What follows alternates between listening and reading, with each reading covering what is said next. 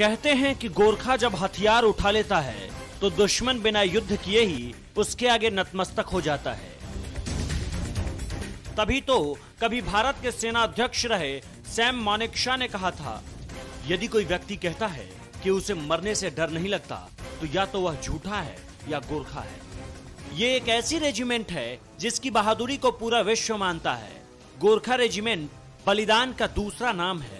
इसी रेजिमेंट के भरोसे तो अंग्रेजों ने हिटलर से टक्कर ली और हिटलर इस रेजिमेंट से इतना प्रभावित हुआ कि वो भी इस रेजिमेंट की बदौलत पूरी दुनिया को जीत लेना चाहता था। देश में जब भी संकट के बादल गहराए तब तब इसी रेजिमेंट को याद किया गया। अपनी मिट्टी के लिए पलक झपकते ही जान कुर्बान करने को तैयार, हाथ में खुखरी हो तो ये मौत को भी सबक सिखाने का मादा रखते हैं।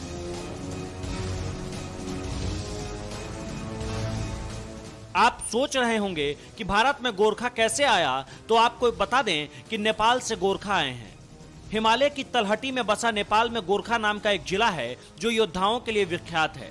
गोरखा किसी एक जाति के योद्धा नहीं, बल्कि उन्हें पहाड़ों में रहने वाले सुनवार, गुरुंग, राय, मागर और लिंबू जातियों से भर्ती किया जाता है। गोरखाओं को लेकर कहते हैं कि गोरखा जब अपनी खुखरी निकालता है तो वह दुश्मनों का खून बहाए म्यान में नहीं जाता। गोरखा पलटन विश्व के सबसे बहादुर पलटनों में से एक है। गोरखा पलटन भारतीय सेना से 1815 में जुड़ी थी। 1814 से लेकर 16 के आंग्लो नेपाल युद्ध में गोरखा सेना की लड़ाई की तरकीब और उनकी बहादुरी से ब्रिटिश इतने खुश हुए कि गोरखा को ब्रिटिश भारतीय सेना से जोड़ लिया। अगर आप ये सोच रहे होंगे कि गोरखा आर्मी सिर्फ भारत की सेना में है तो आप गलत हैं। नेपाली आर्मी और भारतीय आर्मी के गोरखा रेजिमेंट के अलावा ब्रिटिश आर्मी का गोरखा ब्रिगेड भी बहादुरी के लिए मशहूर है। अपनी बहादुरी से गोरखा पलटन ने कई युद्ध जीते हैं, जैसे 1947-48 में उरी सेक्टर, 1962 में लद्दाख, 1965 और 1971 में जम्मू और कश्मीर। श्रीलंका भेजी गई शांति फोर्स में गोरखा पलटन भी थी। गोरखा पलटन के लिए ऑफिसर्स को गोरखा भाषा सीखनी पड़ती है। ब्रिटिश या भारतीय ऑफिसर्स के लिए जरूरी है ताकि वह अपनी सेना के सैनिकों से उनकी ही भाषा में बात कर सके। गोरखा पलटन के नियमों के अनुसार दशहरा पर भैंसें की बलि देने का रिवाज है और यूनिट के सबसे जवान सैनिक को यह अवसर मिलता है। इससे पहले देश के आर्मी चीफ रहे दलबीर सिंह सुहाग भी गोरखा राइफल से ही थे।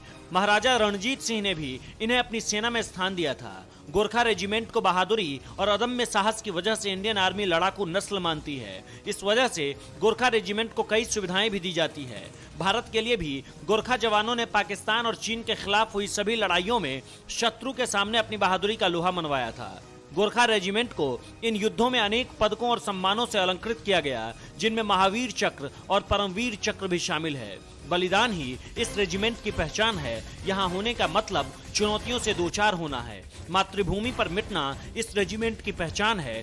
धन्य है यह रेजिमेंट जो हमारे देश की रक्षा के लिए सदैव तत्पर रहती है।